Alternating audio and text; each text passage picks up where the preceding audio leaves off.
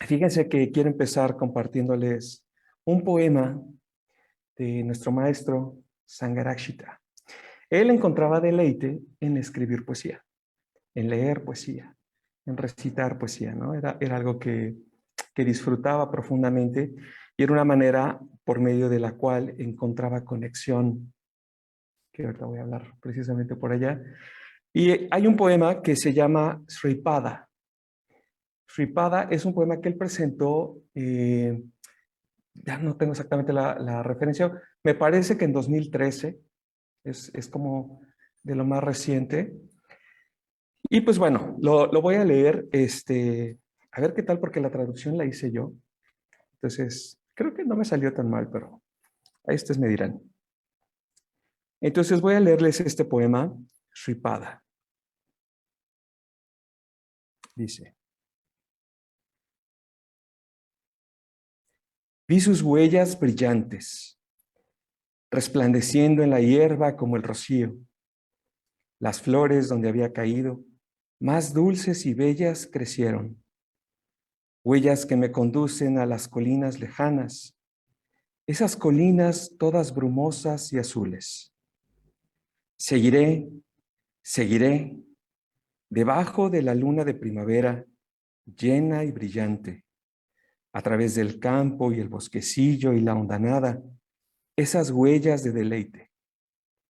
Y caminaré sobre esas lejanas colinas, un amanecer todo blanco y dorado.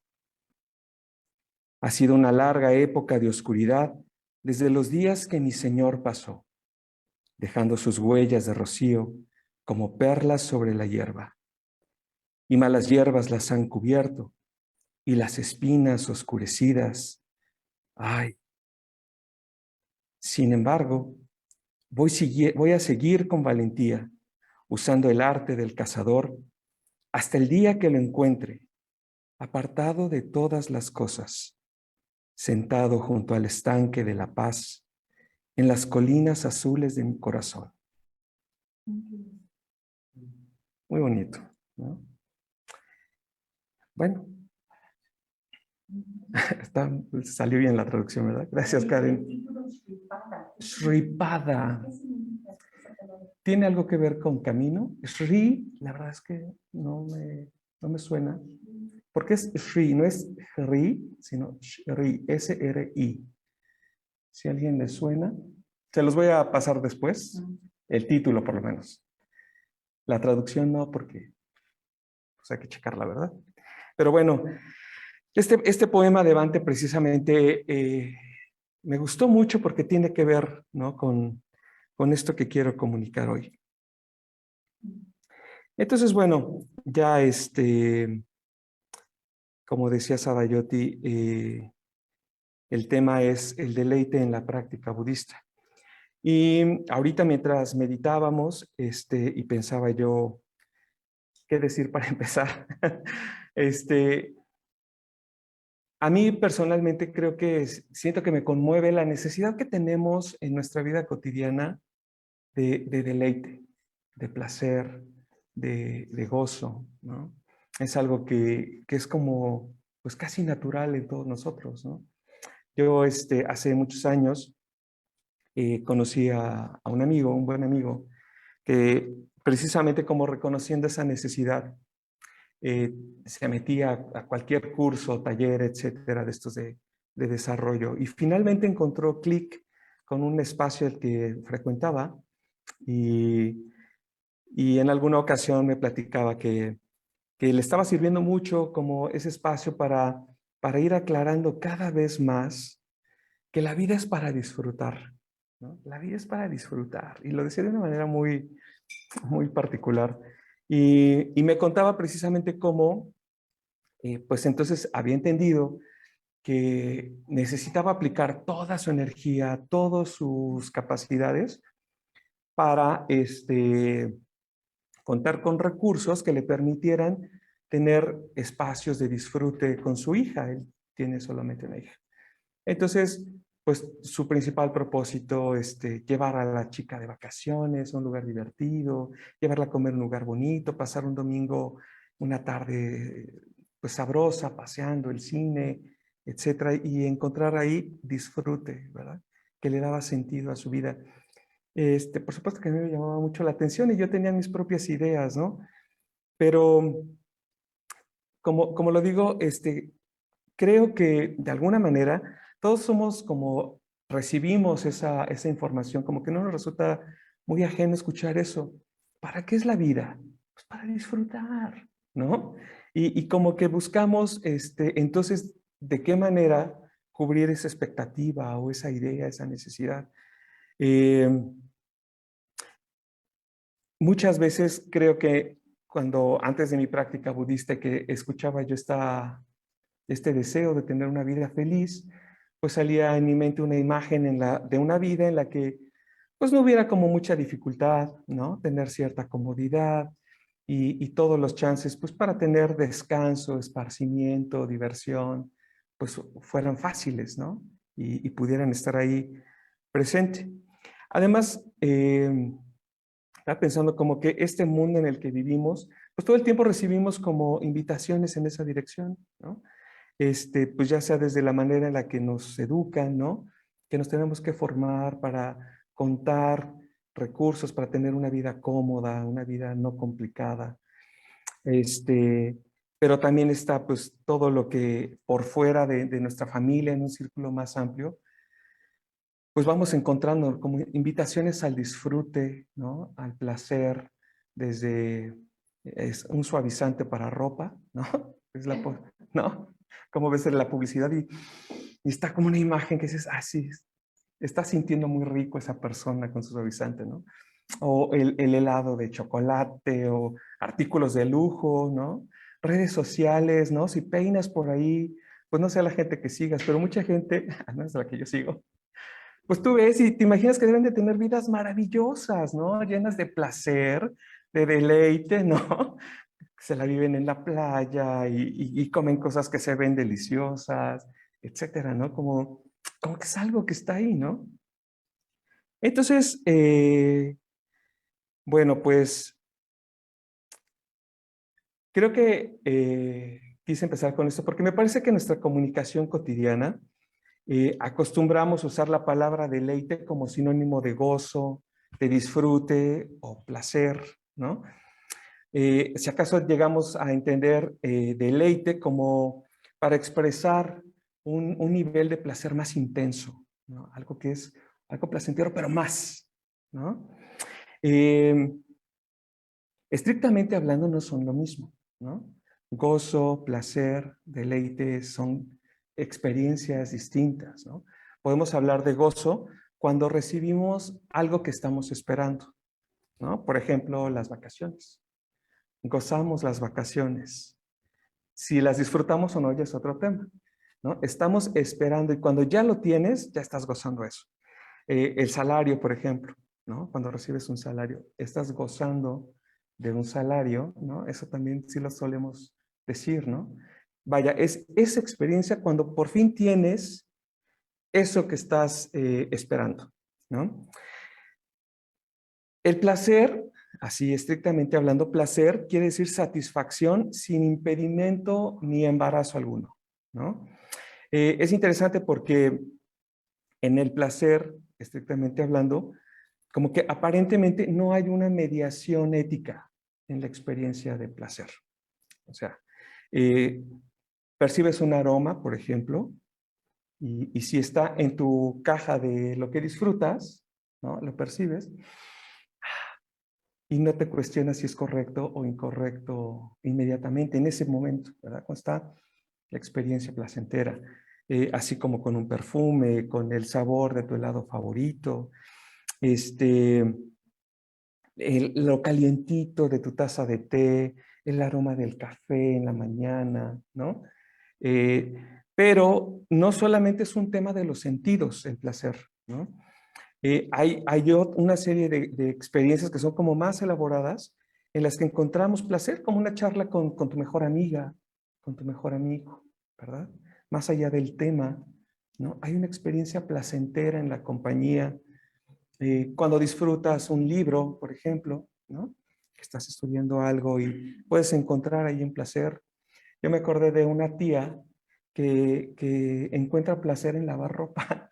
En lavar ropa, ¿no? Le encanta. Entonces, cuando está ahí en su casa, como que ya se aburrió, busca ver qué lavar y agarra y va a lavar, ¿no? Le gusta, disfruta, ¿no? Es muy curioso. Eh, Puedes incluso encontrar placer en cosas que no son muy adecuadas, ¿no? Como cuando haces una broma, ¿no? Y te divierte ver cómo a la persona a la que le estás haciendo la broma se enoja, se entristece o se asusta, ¿no? Entonces haces la broma y ves esa reacción, y estás por acá, jajaja, ¿no? Estás teniendo ahí como esa experiencia de placer por lo que está ocurriendo, ¿verdad?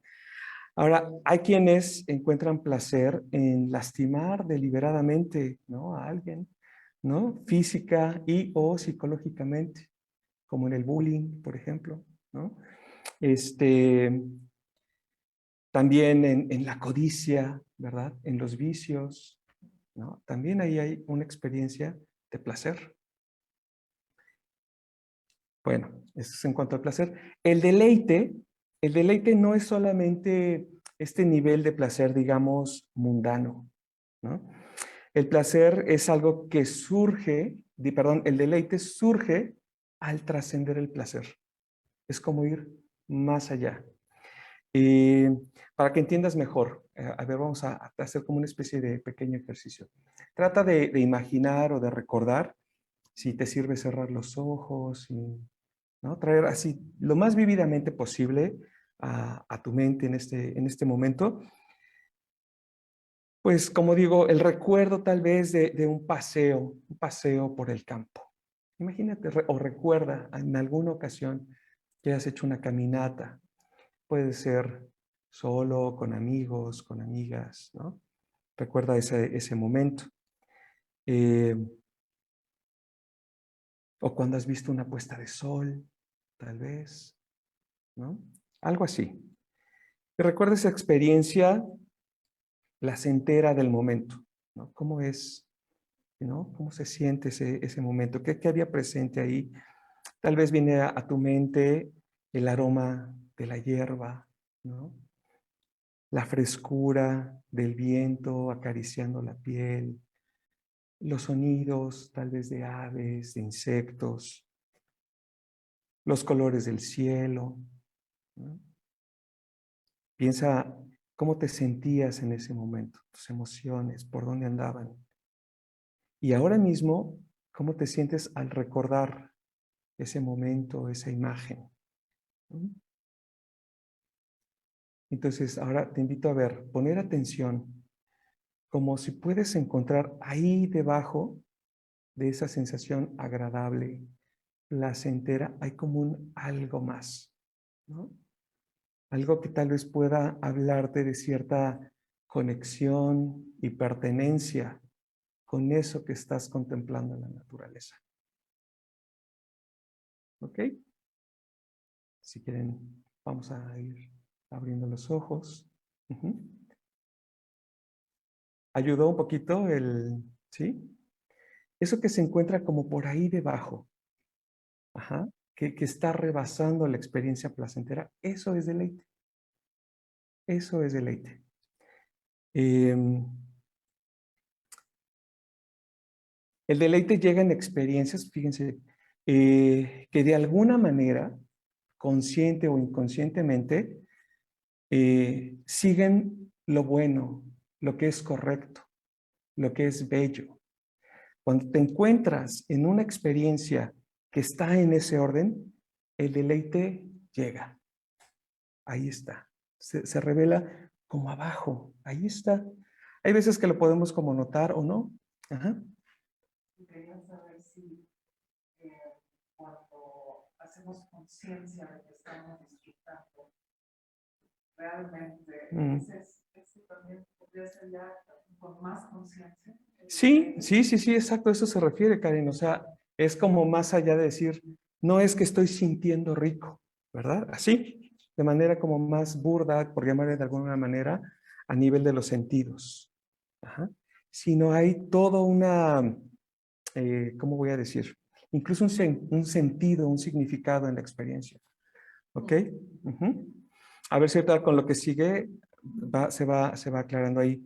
Entonces, fíjense, quiero remarcar esto que estaba diciendo. ¿En qué experiencias surge el deleite? Que están relacionadas con lo hábil, con lo bello, con lo correcto. Y si pones atención en las experiencias que están relacionadas, digámoslo así, con las malas costumbres, ahí no hay deleite, no surge, ¿no? Puedes recordar alguna experiencia en la que insultaste a alguien o quisiste herir a alguien y puedes encontrar ese registro de, hubo placer, pero no fue más allá, ¿no? Eso es muy significativo. Entonces, en todas esas experiencias que no son éticas, como la codicia, los vicios, el engaño, ¿no? La sexualidad inapropiada, y pues cualquier otra cosa que te pueda avergonzar decir, cualquier experiencia, ahí no hay deleite. Hay una frase que me encontré por ahí que dice, el goce se adquiere, el placer se encuentra, el deleite llega. Como que de alguna manera describe esto que estoy diciendo. Bien, otra fuente de deleite, una fuente a la que podemos como recurrir para encontrar e ir contactando, familiarizándonos con esa experiencia, pues son las bellas artes, ¿no? Las artes, ¿no? Las bellas artes. Ahorita empecé precisamente como compartiendo un poema, que es una de las bellas artes, la poesía, era un poema de Dante. Entonces, de la misma manera, puedes, no sé, ahora mismo evocar alguna experiencia de contacto, de encuentro con el arte. El que tú quieras, por ejemplo, no sé, cuando estás de frente ante una pintura, ¿no? De algún gran maestro o gran maestra de cualquier época, del periodo que te guste, ¿no? Y que estás ahí contemplando, contactando los colores, las formas, las proporciones, etcétera, ¿no? Eh, encuentras sí que hay un placer en los sentidos, pero por debajo hay algo que está ahí, ¿no? Como actuando, casi como comunicando, ¿verdad? Eh, a mí personalmente la arquitectura es de estas artes, creo que con la que respondo con más entusiasmo y facilidad, ¿no? Y cuando he podido estar en alguna catedral de estas monumentales, eh, poder penetrar en el espacio, ¿no? Y ir como abriéndome, disponiéndome a contemplar la amplitud, ¿no? Las formas, cómo la luz que entra afecta el espacio y lo completa, ¿no? Es una experiencia que me pone como en ese tono, ¿no? Me encuentro contactando con un algo, ¿verdad? Y que especialmente en las catedrales me pasa, y es curioso porque obviamente yo no es que, vaya, no empatizo con lo que inspiró la construcción de esa catedral, ¿no? Pues yo no creo en Dios, yo soy budista. Pero de alguna manera ver esta obra, ¿no? Me pone como en una disposición de apertura y nuevamente de conexión, como de encuentro. Hay algo que se está queriendo comunicar, ¿no? Esos encuentros con el arte y que podemos como tener estas experiencias de deleite son como muy sensoriales, ¿no? Pero hay otra fuente, otra forma de deleite que es la meditación, por ejemplo. Y fíjate qué interesante porque es a nivel como de los sentidos, es como muy opuesta al encuentro con el arte, ¿no? ¿Qué hicimos, por ejemplo? Piensa en la meditación que hicimos hace un momentito. Eh, tratamos como de disminuir los estímulos, ¿verdad? Incluso cerramos los ojos, ¿verdad? Tratamos como de poner en pausa esta necesidad de sentir, ¿verdad? A nivel sensorial. ponemos esa pausa en la búsqueda de los sentidos y entonces vamos permitiendo que en su lugar surja quietud, serenidad, ¿verdad? Una calidad de presencia en el momento, de estar aquí, de estar ahora, de notar qué hay, ¿no? Me gustó mucho cómo lo dijo Sadayoti, notar lo que hay. Y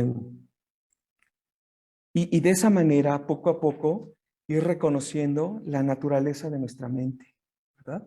Vamos reconociendo ahí la naturaleza de la mente, la naturaleza cada vez más íntima de esto a lo que llamamos yo, ¿verdad? Y cómo por medio de esa experiencia vamos encontrando poco a poco la verdadera naturaleza de todo lo demás, ¿verdad? No únicamente nosotros, sino se va revelando la naturaleza de todo. Y ahí está nuevamente el deleite, ¿no?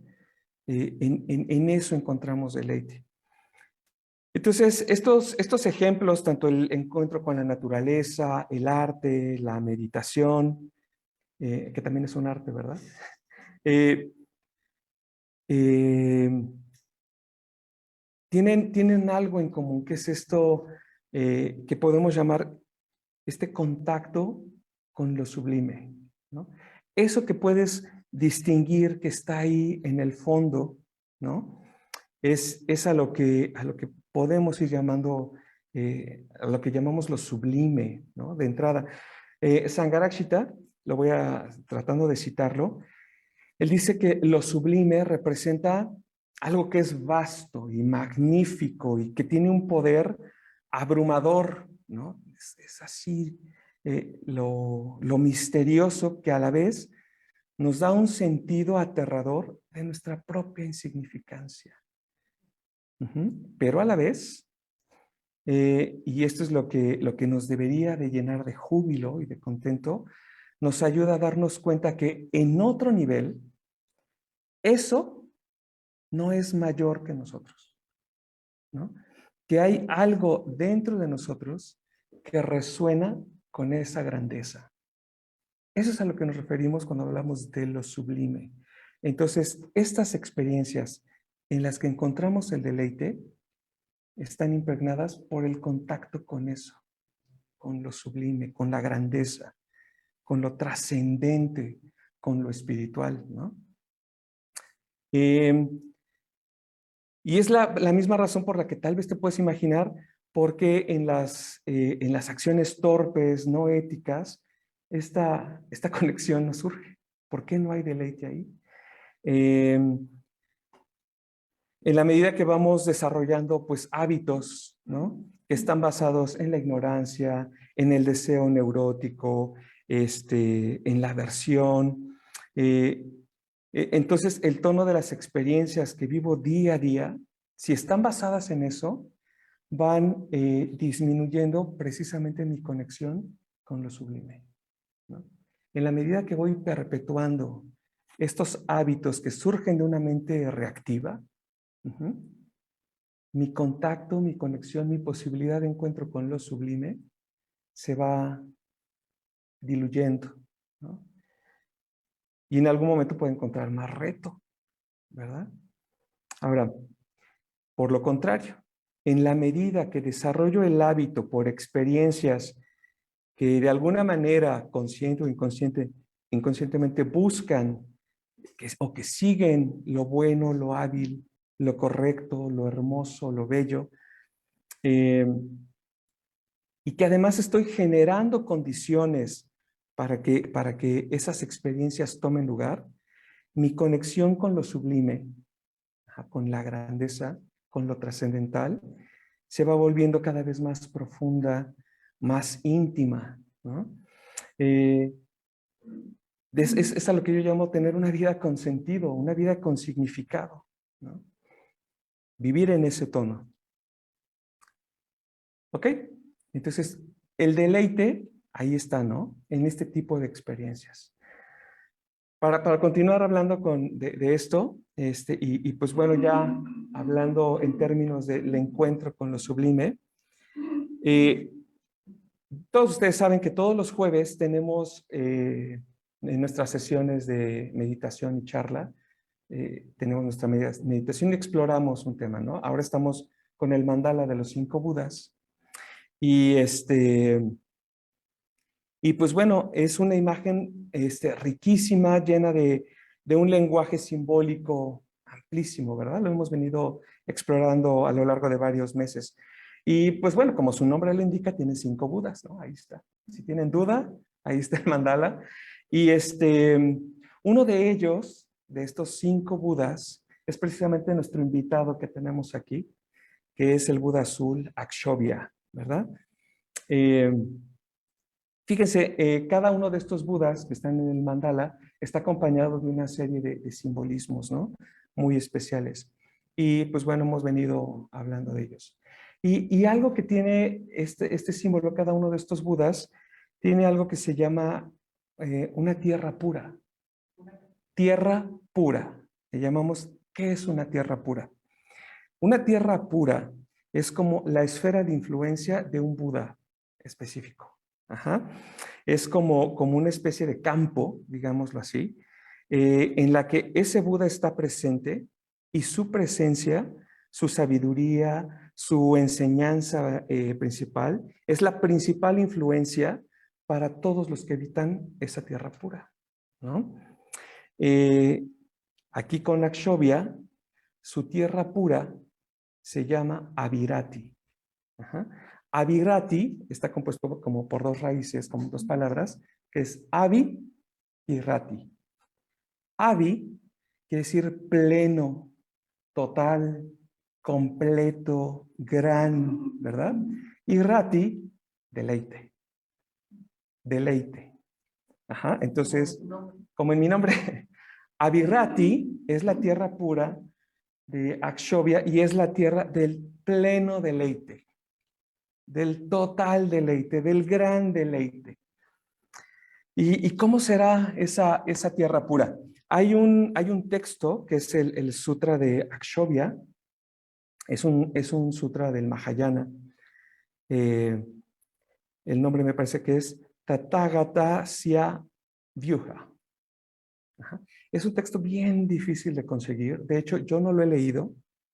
He leído fragmentos de traducciones, ¿no? Por eso de ahí les voy a compartir algo. Pero bueno, en ese texto, el Buda le cuenta a Sariputra, ajá, cómo surge Akshobhya, ajá, y cómo surge la tierra pura de Akshobhya. Es bien bonito. Se dice en este texto, se describe, ¿no? Cómo es Avirati, qué hay en Avirati. Ahí se dice que Avirati es una tierra que tiene múltiples soles y lunas. Hay muchos soles, hay lunas, pero ninguno de ellos ofrece luz. Porque la luz del Buda Akshobhya es tan radiante, tan vasta, que ilumina toda la tierra pura Avirati, ¿no? Ese es un detalle que es muy importante. Su luz ilumina todo y no permite que haya obscuridad en ninguna parte, en ningún rincón. Todo está iluminado por la luz de Akshobhya. Luz que es su sabiduría, su presencia. Ajá. El suelo de Avirati es completamente plano. Completamente plano. No hay piedritas, no hay grava, es completamente plano y es así porque representa la igualdad de condiciones para todo el que habita ahí. Todo el que habita ahí puede caminar al mismo ritmo, puede tener la misma posibilidad de desplazarse sin mayor esfuerzo. Se dice que el piso está cubierto de oro, ¿verdad? Y que es suave y mullido, de manera que cada vez que pisas, cuando retiras el pie, el piso vuelve como a su forma original, como el memory foam, ¿no?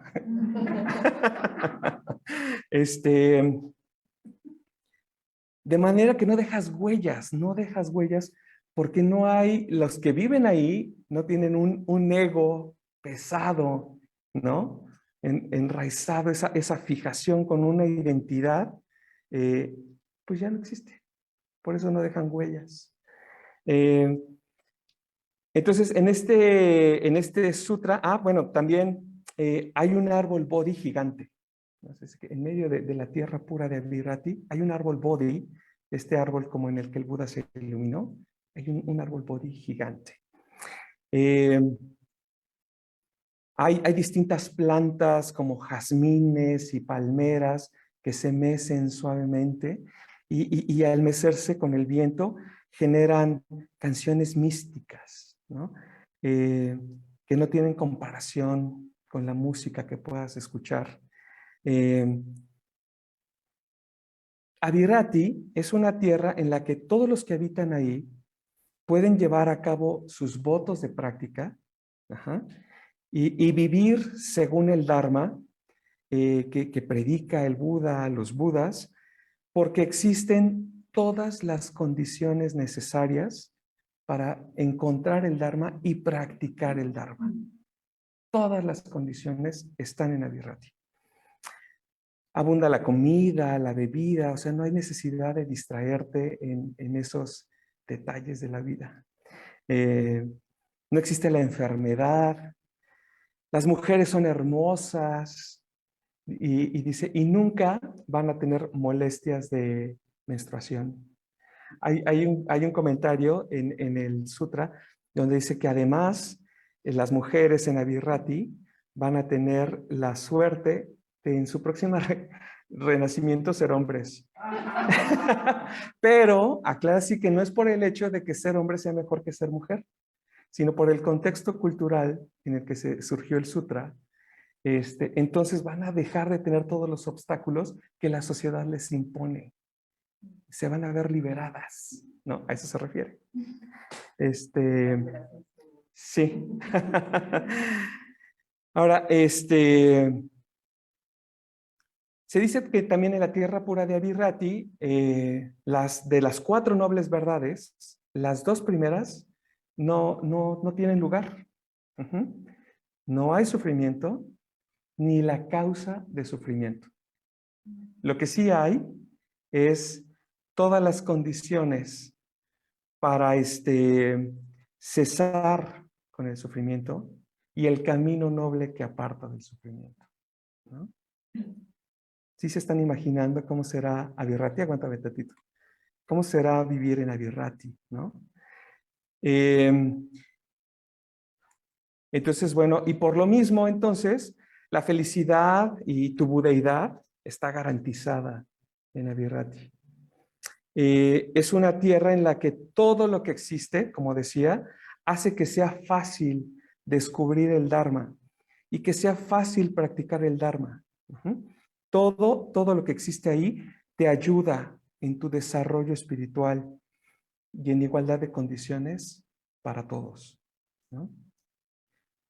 Ahora, el Sutra de Akshobhya, fíjate que creo que aquí viene la parte de la enseñanza de esta tierra pura que a mí me gusta más. En el Sutra dice que Akshobhya en algún tiempo era solamente un monje, ¿no? Que habitaba en esa tierra de Avirati. Y estando ahí, hizo un voto sagrado al Buda que en ese tiempo gobernaba la tierra de Avirati. Es un Buda que se llamaba algo así como ojos grandes. Y ese voto consistía en desarrollar una práctica intensa de meditación, de observancia ética, de desarrollo de sabiduría, ¿no? Entonces, con todas sus acciones, todas las acciones que Akshobhya llevaba a cabo para cumplir ese voto, fue purificando la tierra de Avirati. Ajá. Y se dice que practicó durante vida tras vida tras vida hasta que alcanzó la iluminación. Y llegó en ese momento a ser completamente pura la tierra de Avirati. Y entonces se convierte en el señor de esa tierra, ¿no? Entonces, aquí quiero como empezar como a ver, ¿verdad? De este símbolo, de esta imagen que nos va apuntando. Cómo el proceso de cumplir el voto en ese proceso, Akshobhya transformó su entorno. Lo que hizo Akshobhya fue cambiar al mundo, lo convirtió en algo distinto, lo convirtió en un lugar ideal donde todas las condiciones para que todos los demás que habitan en esa tierra encuentren y desarrollen el Dharma. Avirati, el pleno deleite, entonces el pleno deleite, ponme atención, surge precisamente de crear condiciones para encontrar y desarrollar una vida dármica. Ese es el sentido del deleite en la práctica budista. El deleite es eso, crear condiciones no solamente para ti, sino para que otros encuentren el Dharma y desarrollen su vida espiritual. El deleite en la vida budista, en la vida espiritual, no es un fin, ¿verdad? No es algo que los budistas estamos buscando. Ay, me hace falta deleite en la vida, pues me voy a sentar a meditar, ¿no? No es eso. Fíjate, el deleite, si te puedes dar cuenta, es únicamente una señal. Cuando encuentras deleite en tu experiencia, lo que estés haciendo, es una señal que te indica que lo que estás haciendo, eso a lo que estás llamando práctica del Dharma, va en la dirección correcta. Está precisamente en conexión con lo sublime, que para nosotros es la budeidad, el despertar, bodhicitta, lo trascendente, lo más vasto, ¿no? Como decía Sangharakshita, por así decirlo. Entonces creamos condiciones que nos conectan, como decía, con lo sublime, y en la medida que seamos más efectivos en eso, que seamos más efectivos en crear condiciones, el deleite se va convirtiendo en un estado en el que moramos. Casi como de forma cada vez más prolongada, hasta convertirse en algo así como tu modo natural de ser. Habitas en el deleite, moras en el deleite. Entonces, ¿cómo podemos nosotros, qué podemos hacer como para llegar y morar en Avirati? Dentro de las tierras puras de los Budas del Mandala, es como muy conocida la tierra pura de Amitabha, ahora sí lo dije bien, que se llama Sukhavati, que es la tierra de la felicidad, ¿verdad? Y tradicionalmente se dice que para llegar a renacer en la tierra pura de Amitabha, en Sukhavati, necesitamos como repetir el mantra de Amitabha, ¿verdad? Como desarrollar una práctica en la cual estemos todo el tiempo repitiendo, recitando, cantando el mantra de Amitabha. Para renacer, para habitar en la tierra pura de Avirati, lo que necesitamos hacer es entonces desarrollar una intensa práctica, ¿no? Manteniendo condiciones, creando condiciones en relación con lo sublime, por medio de la práctica de la meditación, refinando nuestra conciencia ética, nuestro comportamiento en esa dirección a partir de principios y de valores que nos conectan también con la budeidad, desarrollando sabiduría, cultivando sabiduría. Entonces, Avirati sí puedes estar pensando, pues ok, pues es un lugar mítico, ¿verdad? Es un símbolo, es una metáfora, ¿verdad? O un estado mental. Pues sí, sí es. Pero también quiero aquí como enfatizar unos puntos. Y que es precisamente algo que vemos en esta descripción y en este texto. Como decía, el pleno deleite surge al crear condiciones para que todos descubran y practiquen el Dharma, ¿verdad? Y esto es posible, por un lado, por la intensidad que le des a tu práctica, efectivamente, y por el otro está la dimensión altruista que desarrollas en tu práctica, ¿verdad? En la medida de que vas vas retirando el foco de mi práctica, mi desarrollo, ¿verdad? y volteas a ver que todos los seres tienen el potencial y, digamos, el derecho también de ser plenos y de ser felices, de apartar el sufrimiento de su vida, va desarrollándose esta dimensión altruista de nuestra práctica. Y entonces surge el deseo de crear las condiciones para que otros encuentren el Dharma.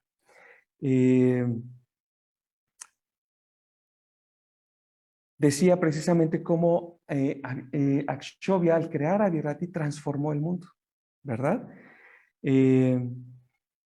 Entonces, esta manera de crear condiciones para que otros encuentren y practiquen el Dharma puede ser, puede tener muchas expresiones, ¿no? Puede tener expresiones infinitas, ¿no? Puede ser desde lo concreto de apoyar un centro budista, ¿no? Participar generosamente en las actividades en las que quieras participar aquí, ¿verdad? Hay formas concretas y materiales que son muy, muy útiles, ¿no? Pero también pueden ir más allá, ¿no? Decía como una tierra pura es la esfera de influencia de un Buda, ¿verdad? Es ese campo donde la enseñanza del Buda se escucha, ¿verdad? Y quienes la reciben transforman su vida, etcétera. Como practicantes budistas, me parece que precisamente nuestra misión es hacer que esa esfera de influencia crezca, se expanda, vaya más allá. Ajá, que no quede confinada al espacio del recinto en el centro budista, ¿no? Sino que se extienda y vaya por todos lados, ¿no? Por eso también quise tener aquí la foto de Bhante, porque para mí es un ejemplo increíble de una vida dedicada a eso, a ampliar la esfera de influencia del Buda, de las enseñanzas del Buda, ¿no? A ir más allá. Pues él estaba muy contento en la India, entiendo, ¿verdad? Estuvo viviendo 20 años allá como monje Theravada y pudo escuchar la necesidad, ¿verdad? Y desarrollar la visión de llevar estas enseñanzas, ¿verdad? A otras tierras. Y mira, hoy estamos aquí sentados en México, ¿verdad? Donde culturalmente podríamos ser muy ajenos, ¿verdad? A ese espacio donde surgieron las enseñanzas del Buda y resonamos y tienen sentido y podemos informarnos y transformarnos con estas enseñanzas, ¿no? Es un ejemplo, ¿no? De cómo Sankarakshita en concreto ha ampliado la esfera de influencia de un Buda. Yo creo que como practicantes, digo, es nuestra misión tomar ese... Ay, espérenme, cerré mi plática. Tomar esa intención, ¿verdad? Ya estoy por terminar, ¿eh? Ahora, el deleite, como decía, también surge de crear esas condiciones que nos conectan con lo sublime, ¿verdad?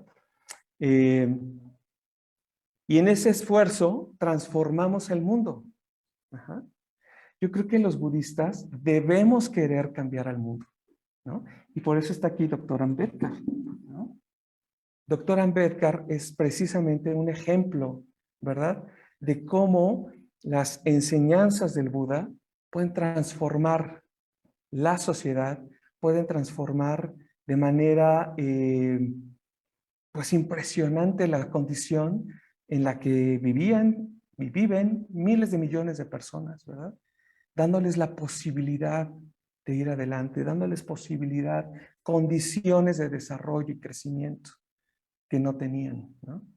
Es otro ejemplo. Hay por ahí un par de charlas muy buenas que tenemos ahí en nuestro canal de YouTube. Asómense, unas charlas de Ashvajit.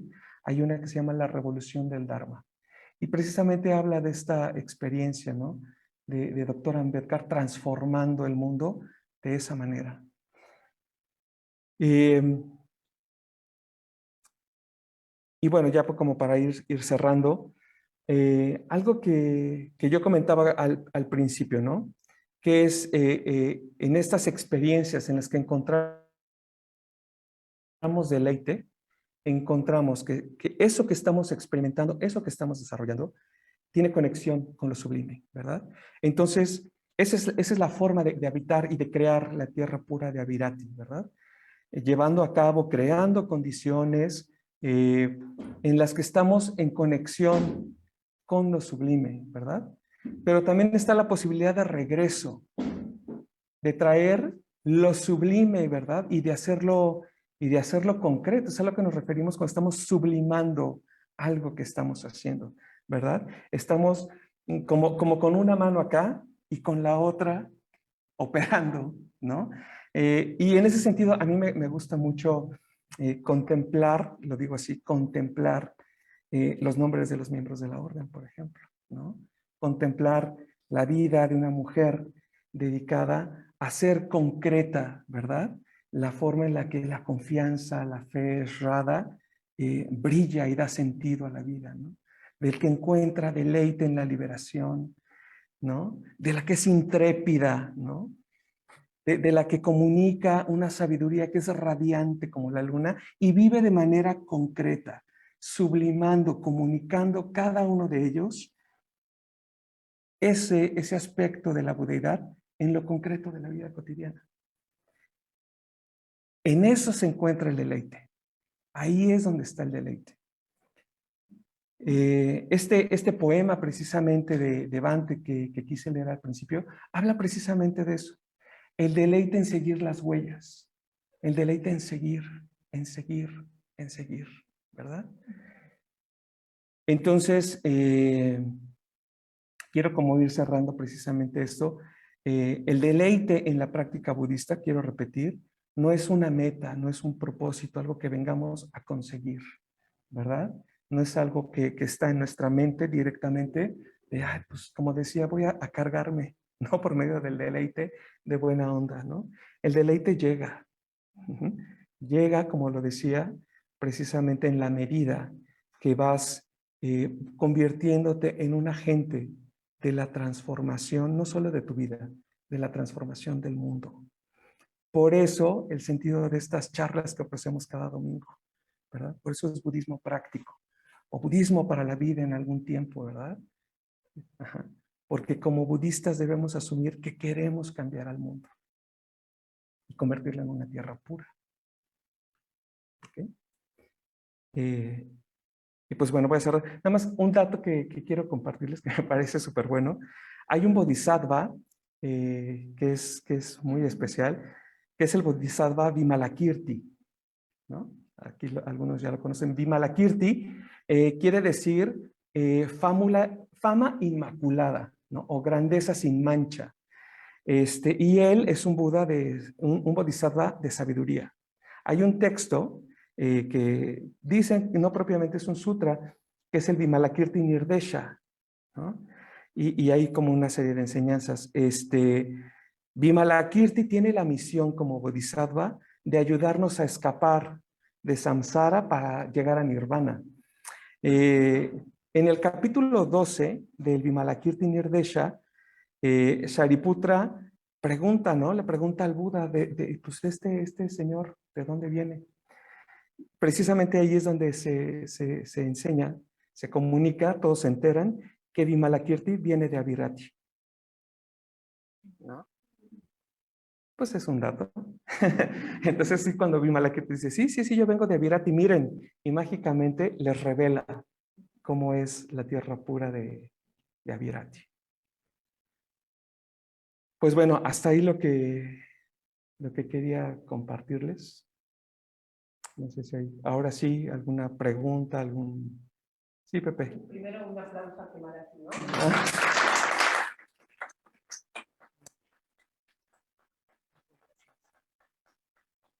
gracias, gracias. Sí, pues muchas gracias por compartir tu sabiduría. Y bueno, una duda, ¿no? Creo que este arquetipo como de la tierra prometida, el cielo, el infierno, se repite en muchas religiones, en muchas creencias. Incluso, bueno, hay algunos filósofos, ¿no? Que dicen que si viviéramos en el lodo o en el barro, seguramente buscaríamos el lodo bonito y el lodo feo. Entonces, en ese sentido, así en sentido va mi pregunta. ¿Qué tan necesarios son estos conocer el dolor, el sufrimiento, la insatisfacción, para poder llegar al placer, al gozo, al deleite, digo, en ese orden. Pero, o sea, ¿qué tan necesario? Pues ahora sí que tocar fondo para poder llegar a, no sé si me explico.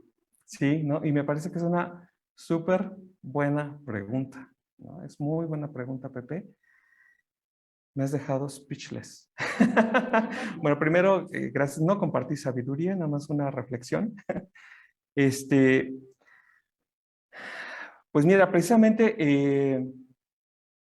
es muy interesante cómo en la experiencia del propio Buda, el contacto directo, confrontar directamente la experiencia de dukkha, la insatisfacción, el sufrimiento, esto que muchas veces comunicamos en las 4 nobles verdades, es precisamente el punto de partida, ¿verdad? El punto de partida. Y no sé, ahorita particularmente me parece que ¿por qué es importante? De alguna manera, reconocer el sufrimiento, nuestra insatisfacción, el lodo en el que vivimos, es una herramienta muy positiva para darnos cuenta que no estamos viviendo de acuerdo con nuestro máximo potencial, que no estamos basando nuestra experiencia de vida en lo que sí nos puede llevar más allá, que estamos basando nuestra experiencia de vida en lo que es efímero, que estamos desarrollando una noción de que aquello que estoy consiguiendo, aquello donde quiero estar, ahí donde quiero vivir, con el que quiero estar, aquí se quede y me haga feliz y me llene completamente todas las necesidades, ¿verdad? Alejándome de la oportunidad de ver que lo que necesito para crecer y desarrollarme está en mi propia experiencia, ¿no? De ahí es importante esta, como tú lo dices, esta necesidad de contemplar mi sufrimiento, ¿no? El hecho de ver mi sufrimiento, poner atención, qué es lo que me tiene mal en cualquier aspecto, es no como para hacer grande el dolor y decir, ay, es que como yo, es que como mi vida, ¿no? Sino, a ver, como decía Sadayoti hace un momentito, ¿verdad? En una disposición como de mayor serenidad. Por eso hacemos estas prácticas de meditación, desarrollando una capacidad de poder reconocer lo que está ahí tal como es, y decir, a ver, bueno, esto que estoy viviendo, este dolor, este padecimiento, es síntoma de algo que está por ahí, algo que necesita ser atendido, algo que necesita ser escuchado, algo que necesita comunicarse, sanarse, etcétera, ¿no? Cada quien en su propia experiencia, ¿no? Gracias, Pepe. Ajá. Ahorita ya es como la aceptación a las dualidades, ¿no? No hay contrario, sino todo es un complemento para encontrar lo bueno, lo malo, el día, la noche, todo. La enfermedad, el sano. Entonces, de repente, no es que yo así lo considero, no es que toque, sino que hay un punto de reflexión que te va buscando. Fíjate que cuando Sadayoti nos introdujo en la práctica, dio una pauta que a mí me pareció muy en consonancia con esto que quería comunicar. Era como decir, reconoce tu experiencia así como está, ¿verdad? Algo así decías, ¿no? Que si te duele tantito la pierna, pues déjala, ¿no? Como esta tendencia que tenemos de buscar algún tipo de experiencias y rechazar otras. Estamos como en esa dinámica, como decir, mira, quédate, permanece así. Tiene que ver con la sabiduría de Akshobhya, ¿no? Esta sabiduría, la sabiduría de Akshobhya tiene que ver con una perfecta ecuanimidad, ¿verdad? Como de entrar en contacto, como esto que tú dices, con estos opuestos, ¿verdad? Y simplemente reconocerlos como están, como son, reconocerlos parte de la experiencia, pero manteniendo entonces, desarrollando la práctica, la noción, la actividad que necesitas de manera efectiva para trascender, ¿no? Esa complejidad, esa división en nosotros mismos. Ocurre esto que llamamos integración, ¿verdad? Y me gusta mucho precisamente esta imagen de que es la sabiduría de Akshobhya iluminando a Virati, ¿verdad? Esta sabiduría que tiene que ver con esta calidad de perfecta ecuanimidad, ¿no? Que pensando como practicante budista, hay veces en que digo, oh, es que esa meditación, quisiera no hacerla, ¿no? Oh, es que este librito, es que ese estudio, es que este contexto, ¿no? Esa perfecta ecuanimidad te va ayudando precisamente a encontrar la efectividad de esa práctica y también, pues en la medida de tu desarrollo, ir encontrando la práctica que es realmente efectiva que tienes que llevar a cabo, ¿no? Uh-huh. Los primeros dos preceptos, ¿no? Más bien los primeros tres, tienen que ver con la purificación del cuerpo, hacen que te acerques más a la tierra pura, porque estás quitando las causas del sufrimiento, ¿no? O sea, purificando. ¿Será que podemos acercarnos a una tierra tan pura que ya no existan las primeras dos nombres verdades? Pues es cosa de descubrirlo, ¿verdad? Sí, mira, a mí, hablando del tema de los preceptos, yo creo que todos, Karen, ¿no? De alguna manera, los preceptos éticos que queremos observar, los practicantes budistas, como decía Sadayoti hace rato también lo mencionó, cuando los cantamos, cuando invitó al curso de No se trata de ser bueno. Ajá. No es venir a escuchar una lista de qué hacer y qué no hacer, y entonces, pues ya soy el buenito, ¿verdad? Las alitas, etc. Los preceptos éticos todos son herramientas de transformación, ¿verdad? El voto de Akshobhya para purificar a Virati, pues era la observancia de todos los preceptos éticos. Y observarlos precisamente te va acercando, ¿sí? Precisamente como tenerlos consciente, ¿no? Pues para llevar a cabo esa transformación que es integral, ¿verdad? Sí, en los preceptos, cuando los enunciamos en su forma positiva, ¿verdad? Hablamos en términos de purificación, ¿verdad? Y a mí me gusta, en el contexto de lo que acabo de hablar, precisamente purificación tiene que ver con eso, con crear condiciones que permitan trascender, que permitan ir allá, que sean hábiles y efectivas para transformarme más allá de lo que entiendo o me informa el mundo que me debo de desarrollar y transformar.